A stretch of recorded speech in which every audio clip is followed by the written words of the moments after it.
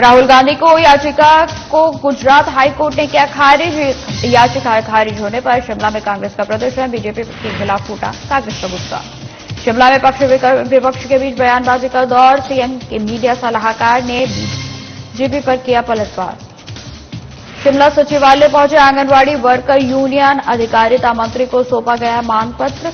आंगनबाड़ी केंद्रों को pre primary school का दर्जा देने की मांग। कुल्लू में आशुतोष गर्ग ने श्रीखंड महादेव यात्रा को दिखाई हरी झंडी, श्रद्धालुओं को दी गई शुभकामनाएं। कहा, यात्रा करने वाले श्रद्धालु प्रशासन के दिशा निर्देश का करें पालन। और पांवटा साहिब में गोवंश की हत्या के बाद हंगामा, हिंदुवादी संगठनों ने किया प्रदर्शन, आरोपी के खिलाफ सख्त कार्रवाई की मांग।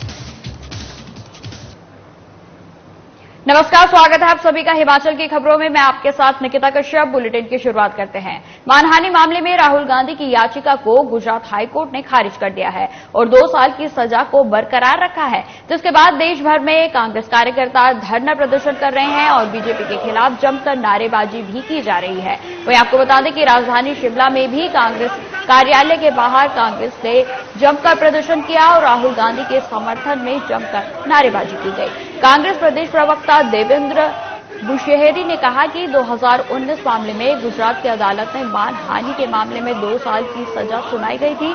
इसके खिलाफ गुजरात हाईकोर्ट में याचिका दायर की है, लेकिन कोर्ट ने याचिका को खारिज कर दिया है और अब इस मामले को लेकर सुप्रीम कोर्ट का दरवाजा खटखटाया जाएगा। आज जो ये दरदर प्रदर्शन कांग्रेस पार्टी की तरफ से यहाँ रखा गया है, ये पूरे हिंदुस्तान में जो कांग्रेस पार्टी आज धरना दे रही है। 2019 में गुजरात की एक निचली अदालत ने श्री राहुल गांधी जी के खिलाफ एक मानहानि केस में जो उनको कन्विक्ट किया था और राहुल गांधी जी ने हाई कोर्ट में जो है उसके खिलाफ जो याचिका दायर की थी, आज उसका जो फैसला आया है, उस कन्विक्शन को एक हाई कोर्ट की एक बेंच ने जो है उसको सही ठहराया है। और कांग्रेस पार्टी ठीक है कि अदालत का मामला है, अब इस पर ज्यादा अपनी प्रतिक्रिया नहीं देते हैं, लेकिन जिस प्रकार से उस पर एक छोटी अदालत ने जो फैसला करने के बाद लोकसभा स्पीकर ने उस पर तुरंत कार्रवाई करके जो है और राहुल गांधी जी की जो सदस्यता को समाप्त किया है, वो बहुत ही दुर्भाग्यपूर्ण है, क्योंकि ये लोकतंत्र की हत्या हम इसको मानते हैं। हिमाचल प्रदेश में इन दिनों पक्ष विपक्ष के बीच जमकर बयानबाजी का दौर जारी है। विपक्षी नेता लगातार सत्ता पक्ष कांग्रेस को बैकफुट पर धकेलने की कोशिश कर रहे हैं। विपक्ष कभी कांग्रेस की अंदरूनी लड़ाई का जिक्र करता है तो कभी गारंटी पर सवाल खड़े कर देता है। और इसी बीच हिमाचल प्रदेश में मुख्यमंत्री सुखविंदर सिंह सुक्खू के प्रधान मीडिया सलाहकार नरेश चौहान ने बीजेपी नेताओं पर पलटवार किया है। उन्होंने कहा है कि भारतीय जनता पार्टी में वर्चस्व की लड़ाई है और दबाव में बीजेपी नेता तहहीन बयान कर रहे हैं। वहीं आपको बता दें कि बीजेपी के पास कोई मुद्दा नहीं है और इसी वजह से अपराधहीन बयानबाजी कर जनता का ध्यान भटकाने की कोशिश की जा रही है। उन्होंने विपक्ष से अनुरोध किया है कि प्रदेश में सकारात्मक भूमिका अदा करें ताकि प्रदेश का विकास आगे बढ़ सके। ये भाजपा हिमाचल प्रदेश में पिछले 5 साल सत्ता में रही, भाजपा की सरकार थी और लगातार डबल इंजन की बात आप और हम पूरे प्रदेश के लोग सुनते रहे कि डबल इंजन की सरकार थी और बहुत कुछ बड़ी बड़ी बातें और वादे हुए, लेकिन वास्तविकता उसके विपरीत थी। और 5 साल का जो कार्यकाल जयराम जी की सरकार का रहा, निराशाजनक रहा। विकास की दृष्टि से सारे दावे खोखले साबित हुए और चुनाव के दौरान हिमाचल प्रदेश की जनता ने उस बात को साबित भी किया, परिवर्तन किया और कांग्रेस पार्टी की जो सरकार बनी माननीय मुख्यमंत्री ठाकुर सुखविंदर सिंह सुक्खू जी की अध्यक्षता में, जिसको तकरीबन 6 महीने का कार्यकाल पूरा हो चुका है।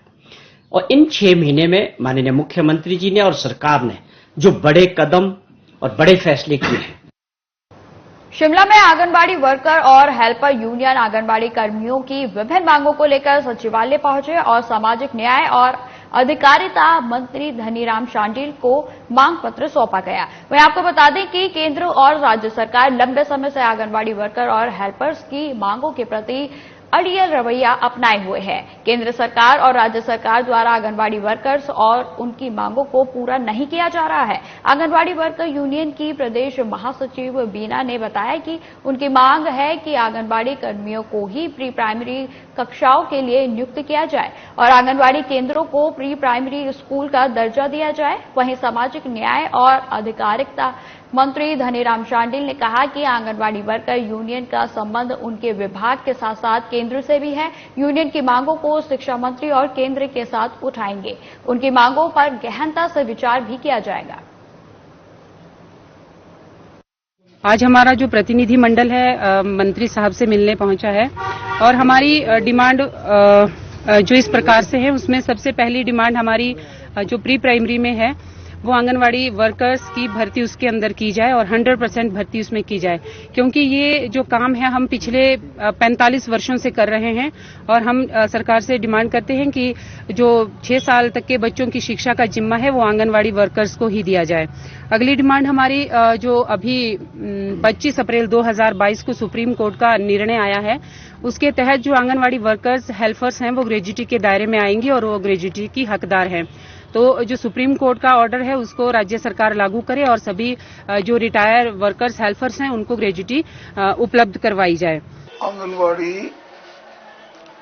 वर्कर्स की जो यूनियन थी, जो वर्कर्स की और हेल्पर्स यूनियन बनी है इनका संबंध केवल हमारे साथ ही नहीं है, इनका संबंध भारत सरकार से भी है और बहुत से ऐसे बिंदु हैं जिन पे विचार करना आवश्यक है। नो डाउट कि इनको किस प्रकार से इनके जो प्रभाव पड़ा इन पे, जो खासकर नई शिक्षा नीति का, और उसको हम अपने एजुकेशन डिपार्टमेंट से भी बातचीत करना चाह रहे हैं और एजुकेशन डिपार्टमेंट के साथ साथ भारत सरकार के जो अधिकारी हैं और जो मिनिस्टर्स हैं उनसे बात करेंगे कि कुछ एक चीजों में इनके सेवा की जितनी भी कंडीशंस है उनको इम्प्रूव करने की तरफ ध्यान देना होगा।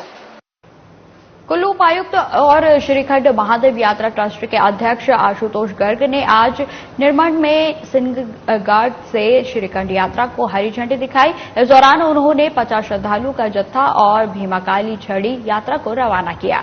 इससे पहले उपायुक्त ने सिंहगढ़ में पूजा अर्चना कर भवन में भाग लेकर यात्रा की मंगल कामनाएं भी की। उन्होंने श्रद्धालुओं को यात्रा की शुभकामनाएं देते हुए आग्रह किया है कि यात्रा के दौरान ट्रस्ट द्वारा जारी सभी दिशा निर्देशों का कड़ाई से पालन सुनिश्चित करें ताकि उनकी यात्रा सुरक्षित हो सके। ये जो श्रीखंड यात्रा है, इसका जो ऑफिशियल यात्रा का संचालन श्रीखंड यात्रा ट्रस्ट उसके माध्यम से किया जाता है, तो उसके हमारे फैमिली मेंबर्स भी हमारे साथ में हैं और इस वर्ष की जो यात्रा है वो आज से 20 जुलाई तक चलेगी और इसमें बहुत सारे लोगों ने ऑलरेडी ऑनलाइन रजिस्ट्रेशन भी किया हुआ है। बहुत सारे लोग ऐसे भी हैं जो यहाँ पे डायरेक्ट पहुँच रहे हैं। तो आज हम लोगों ने पहला जत्था जो है वो यहाँ से रवाना किया है और इसको लेकर जितनी भी तैयारियाँ हैं वो सारी तैयारियाँ अलग अलग कैंप्स पे हमारी मेडिकल टीम, सेक्टर एक्सपर्ट सभी लोगों को तैनात कर दिया गया है और हम उम्मीद करते हैं कि यात्रा सभी की यात्रा मंजिल में रहेगी। किरतपुर में मनाली 4 लेन मार्ग के दोनों छोर पर 100 मीटर तक जमीनों को फ्रीजिंग करने के प्रदेश सरकार के निर्णय के खिलाफ बीजेपी की नाराजगी जाहिर की है। आपको बता दें कि सर्किट हाउस बिलासपुर में प्रेस वार्ता के दौरान हिमाचल बीजेपी के महामंत्री और बिलासपुर से विधायक त्रिलोक जामवाल ने 19 जून को कैबिनेट द्वारा इस निर्णय को मंजूरी देने और अब इस पर नोटिफिकेशन जारी करने को तुगलकी फरमान बताते हुए प्रदेश की जनता के साथ एक बड़ा धोखा बताया है। वहीं आपको बता दें कि विधायक त्रिलोक जामवाल का कहना है कि भाखड़ा विस्थापन का दर्द सह चुके बिलासपुर की जनता ने 4 लेन विस्थापन का भी दंश झेला है और उसके बाद भी किरतपुर मनाली 4 लेन मार्ग के दोनों छोरों पर 100 मीटर तक जमीनों को 5 सालों के लिए फ्रीज करना उनके साथ धोखा है। इस 4 लेन के बनने के उपरांत प्रदेश सरकार ने जो एक तुगलकी फरमान जारी किया है उस तुगलकी फरमान में 4 लेन के दोनों तरफ को 100-100 मीटर की दूरी पर कोई भी कंस्ट्रक्शन नहीं हो सकती। ये 19 जून को वर्तमान प्रदेश सरकार ने अपनी कैबिनेट में निर्णय लिया है और उस निर्णय में यूटी डिपार्टमेंट को निर्देश दिया है कि 100 मीटर के अंदर कोई भी कंस्ट्रक्शन नहीं हो सकती। ये मैं इसलिए कह रहा हूं कि नहीं हो सकती क्योंकि उसमें 5 वर्ष की फ्रीजिंग की कंडीशन लगाई है। पांवटा साहिब में गोवंश की हत्या के बाद हंगामा मच गया। राजपुर थाना क्षेत्र के तहत श्यामपुर गांव के समीप एक क्रेशर पर कथित तौर पर गोवंश की हत्या कर दी गई। आपको बता दें कि लोगों ने इसकी सूचना पुलिस और हिंदूवादी संगठनों को भी दी। सूचना पर पुलिस ने तुरंत कार्रवाई शुरू की, जबकि हिंदूवादी संगठनों ने पहले पुरूवाला पुलिस थाना और फिर पांवटा साहिब थाने के बाहर हंगामा किया। गोवंश की हत्या को लेकर क्षेत्र में लोग आक्रोशित हैं। गोवंश की हत्या का मुख्य आरोपी हरियाणा निवासी युवक फरार बताया जा रहा है, जबकि पुलिस ने कुछ लोगों को पूछताछ के लिए हिरासत में लिया है। स्थानीय हिंदू संगठनों ने इस संबंध में एसआईटी गठित करने और आरोपी को 24 घंटे के भीतर गिरफ्तार करने का अल्टीमेटम दिया है।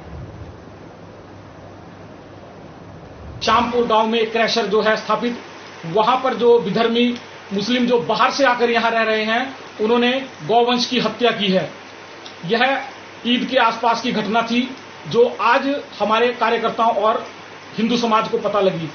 उसी के निमित्त आज समस्त गांववासी हिंदू समाज एकत्रित होकर पांवटा पर आए और पुलिस प्रशासन से हमने यह मांग की कि अगर 24 घंटे के अंदर उन गौ हत्यारों को पकड़कर कड़ी से कड़ी सजा और जितने भी इसमें शामिल थे, क्योंकि यह कृत्य किसी एक या 2 व्यक्ति का नहीं है, इसमें कम से कम भी 4 से 6 लोग शामिल हैं। जैसा कि सुबह हमारे को सूचना मिली कि एक गोवंश की हत्या जो गिरी में क्रैशर है जी वहां पे हुई है, तो उसके विरोध प्रदर्शन में जो यहाँ पर सभी बजरंगी इकट्ठे हुए हैं, एकत्रित हुए हैं और पुलिस प्रशासन ने उस व्यक्ति को पुरवाड़ा थाने में ना रखकर पांवटा थाने ले गई है और अभी तक कोई एफआईआर दर्ज नहीं की गई है, जिसकी वजह से यहाँ पर सभी हिंदू संगठन जो भी हिंदू भाई हमारे एकत्रित हुए हैं और अभी इन लोगों का सभी में यह बैठकर यह सहमति बनी है कि सभी पांवटा साहिब जाकर थाने में उस व्यक्ति का पता करेंगे क्या रिपोर्ट लिखी गई है, किस किस धारा के तहत मुकदमा दर्ज किया गया है। फिलहाल इस बुलेटिन में इतना ही। खबरों की और भी जानकारी के लिए बने रहे हमारे साथ। नमस्कार।